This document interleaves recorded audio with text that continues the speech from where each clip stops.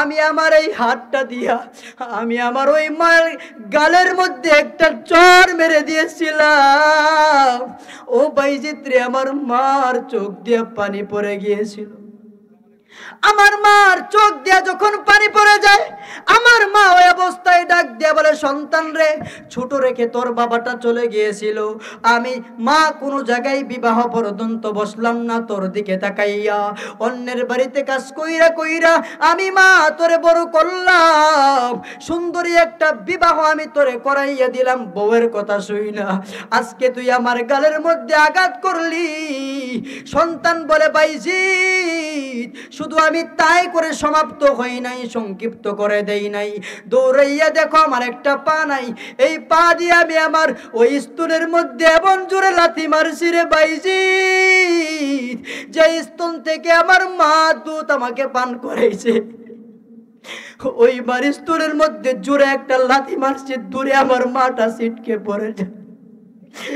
আমার মা চোখের পানি চাইরা দিয়া বলে, রে বাইজিৎ, আজকের পর থেকে আমি আর তোর কাছে আসবো না রে বাইজিৎ। তবে শুনে নাও, এই কষ্ট পাওয়ার জন্য তোর জন্য আমি এত কষ্ট করি নাই। বাইজিৎ এবার ডাক দিয়া বলে, কিছুদিনের সন্তান এবার ডাক দিয়া বলে, বাইজিৎ, কিছুদিনের মাথায় আমার মাটা চলে যায়। সংক্ষেপ করে বলি, ওই মা মরে যাওয়ার পরে কিছুদিন পরে মায়ের কবরের সামনে চলে গেছি, মার কথা মনে পড়ে গেছে। কবরের সামনে দাঁড়ায়া দাঁড়ায়া আমি বারবার দোয়া করি, আল্লাহ আমার মারে তুমি মাফ কইরা দাও। আল্লাহ গো, জীবনে আমার মারে আমি কম কষ্ট দেই নাই, আল্লাহ আমার মারে তুমি মাফ কইরা দাও। হযরতে বাইজিৎ বুস্তামি রহমাতুল্লাহি আলাইহি মায়ের দোয়ার বদৌলতে আল্লাহ কত বড় ওলি বানায় দিয়েছেন। হযরতে বাইজিৎ বুস্তামি রহমাতুল্লাহি আলাইহি একদিন গভীর রজনীতে কিতাব মুতাআলা করতেছেন, কিতাব মুতাআলায় ব্যস্ত।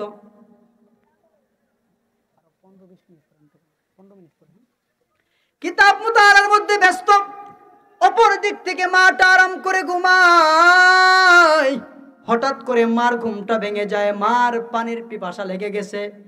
মা এবার মনে মনে চিন্তা করে, মা এবার মনে মনে চিন্তা করতেছে, আমার সন্তানটাকে একটা ডাক দিয়ে বলি, আমার পানির জন্য পানির পিপাসা লাগছে, একটু পানির ব্যবস্থা কইরা দিতে। মা এবার ডাক দিয়ে বলে, বাবা বাইজিৎ, ও বাইজিৎ, আমার পানির পিপাসা লাগছে, একটু পানির ব্যবস্থা তুমি কইরা দাও। বাইজিৎ বুস্তামি রহমাতুল্লাহি আলাইহি মায়ের আওয়াজটা শোনার পরে দৌড়াইয়া ঘরের কিনারায় যখন চইলা যায়, কলসের মধ্যে গিয়া দেখে কলসের মধ্যে পানি নাই। বাইজিৎ বুস্তামি চিন্তা করলো, যেহেতু পানি নেই তাহলে দূর থেকে কূপ থেকে গিয়া পানি আনা লাগবে। বালুকাময় প্রান্তর দিয়া হেঁটে হেঁটে হযরতে বাইজিৎ বুস্তামি রাহমাতুল্লাহি আলাইহি পানি আনার জন্য চলে গেছে।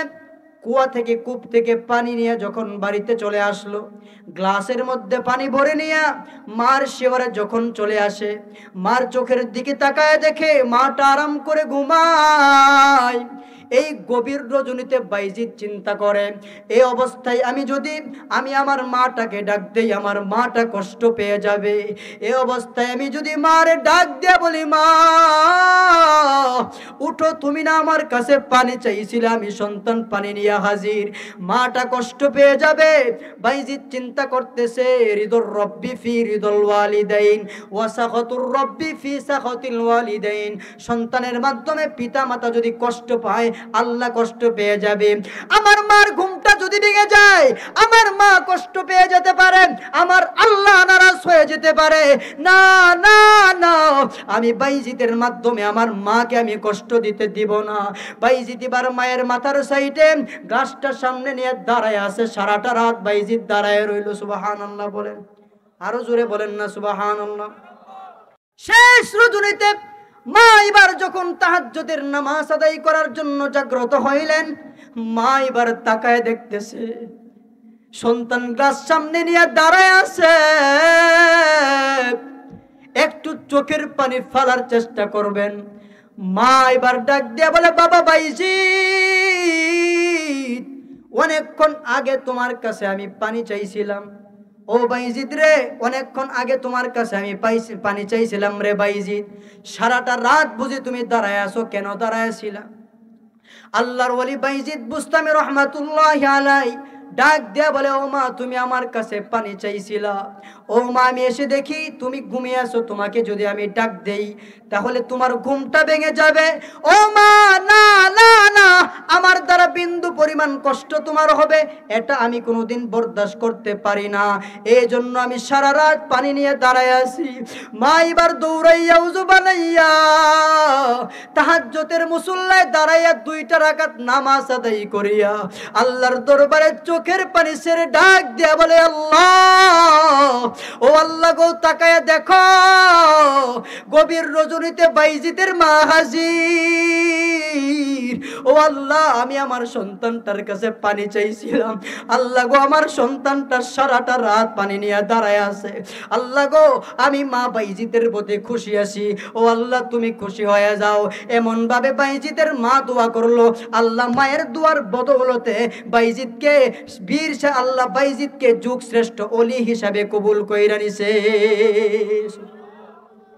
কেমন ওলি আল্লাহ বানাইছে, তানবীহুল গাফিলিন নামক কিতাবের মধ্যে লেখেন এই বাইজিদ কেমন পাওয়ারফুল ওলি শুনে নেন। বাইজিদ বুস্তামি সংক্ষেপ করে বলে, বাইজিদ বুস্তামি রহমাতুল্লাহি আলাইহি আল্লাহর সাথে কথা বলতে পারতেন, সুবহানাল্লাহ বলেন। বাইজিদ এবার মনে মনে চিন্তা করে, একবার হজ আদায় করার জন্য তিনি মক্কায় চলে গেলেন। হজ আদায় শেষ করার পরে বাইজিদ চিন্তা করে, দেখি না আল্লাহর সাথে একটু কথা বইলা। বাইজিদ এবার আল্লাহর ডাক দিয়া বলে, আল্লাহ ও আল্লাহ জানতে মনে চায়, আল্লাহ গো তোমার কাছে জানতে মনে চায় এই মক্কা শরীফের মধ্যে অনেক মানুষ হজ করেছে, কাদের হজ তোমার কাছে কবুল হয়েছে আর কার হজ তোমার কাছে কবুল হয় নাই। আল্লাহ এবার ডাক দিয়ে বলে, বাইজিদ শুনে নাও, আমি আল্লাহ সবার হজ কবুল করছি, কিন্তু শুধুমাত্র একজনের হজ কবুল করে নেই, যার নাম হলো হারুন। হারুন নামক একজন বান্দা আছে, আমার সেই বান্দার হজ আমি কবুল করি নাই। ওই বান্দাটা যাও সামনের দিকে অগ্রসর হইয়া সাফা পাহাড়ের পাদদেশে গিয়া দেখবা, যেই বান্দার একটা হাত নেই একটা পা নেই, হামাগুড়ি খাচ্ছে আর বান্দা কান্নাকাটি করতেছে, ওই বান্দার হজ আমি কবুল করি নাই।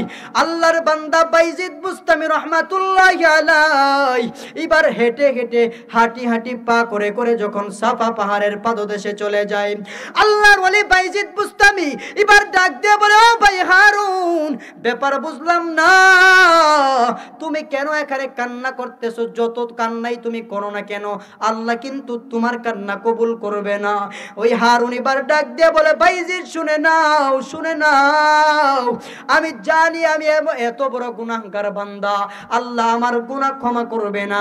তারপরে এটাই জানি এই সাফা পাহাড়ের পাদদেশে বড় বড় গুনাহগার বান্দারা আল্লাহর কাছে ক্ষমা চাওয়ার কারণে ওই গুনাহগার বান্দাদের গুনাহ আল্লাহ মাফ কইরা দিছে।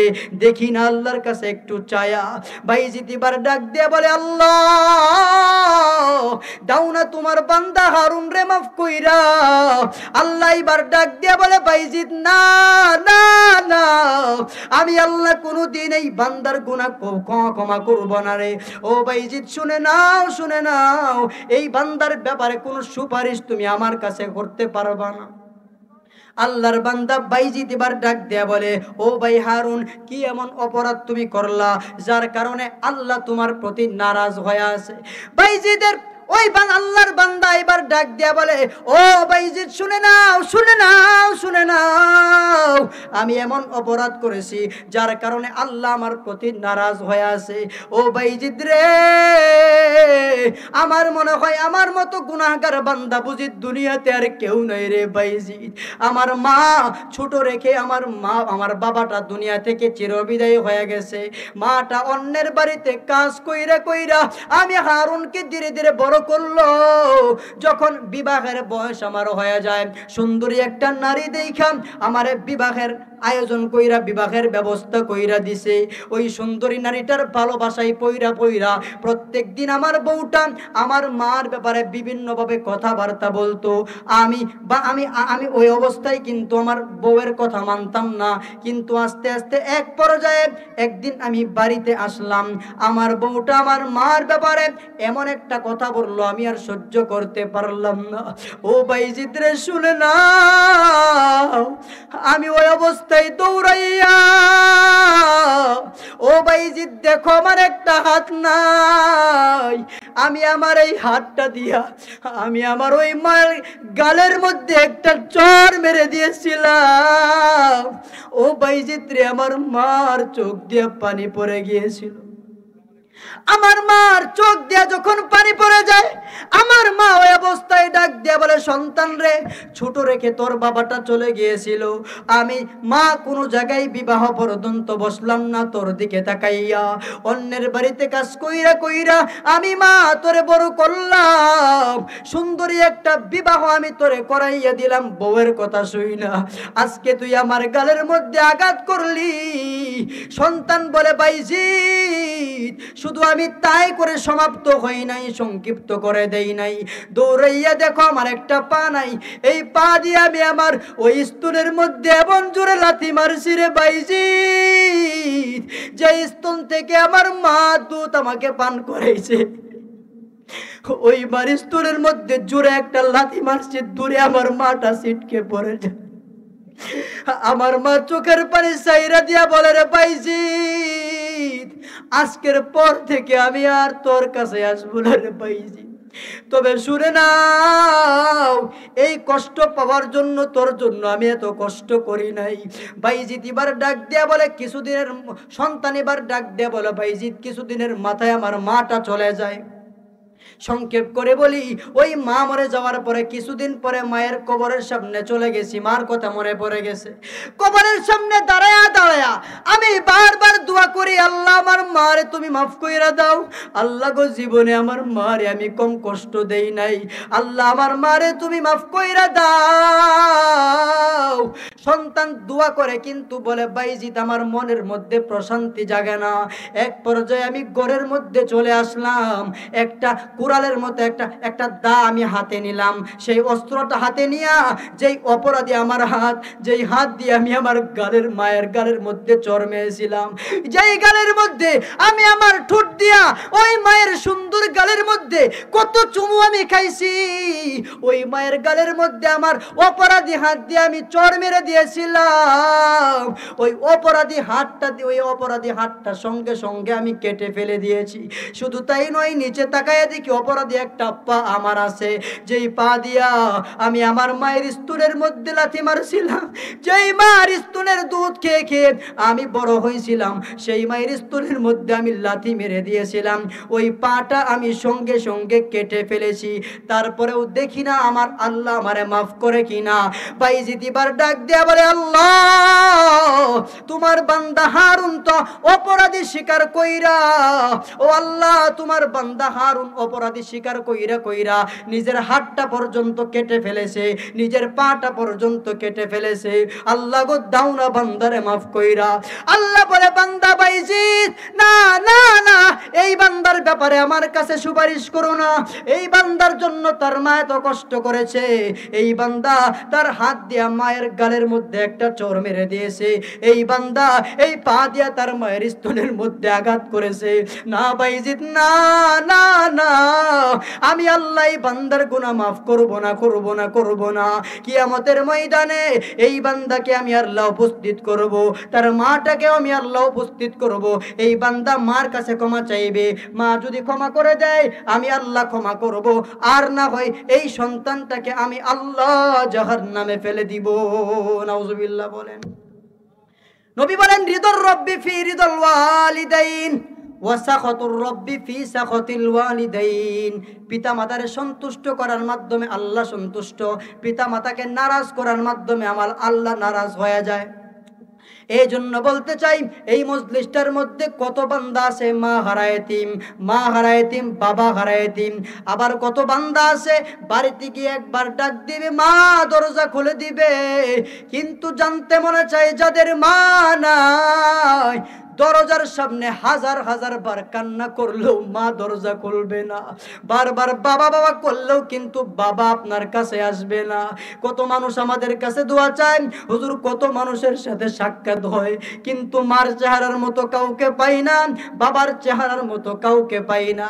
কত বান্দা আছে মা হারায় এতিম, কত বান্দা আছে, অনেকের বান্দা অনেকের মা কবরের মধ্যে শোয়া শোয়া কান্না করতেছে, বাবা শোয়া শোয়া কান্না করতেছে, আর ডাক দিয়া বলতেছে, সন্তান আমরা তোদের জন্য কত কষ্ট করলাম, আজকে যদি আমাদের জন্য একটু দোয়া করো, হয়তো দোয়ার খাতিরে আল্লাহ আমাদের কবর আযাবটা মাফ কইরা দিবে।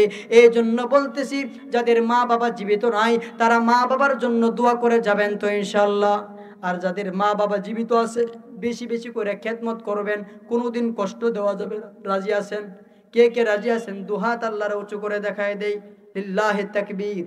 আল্লাহ আমাদের সকলের মা বাবাকে কবুল করে নিক, সকলে বলে আমিন।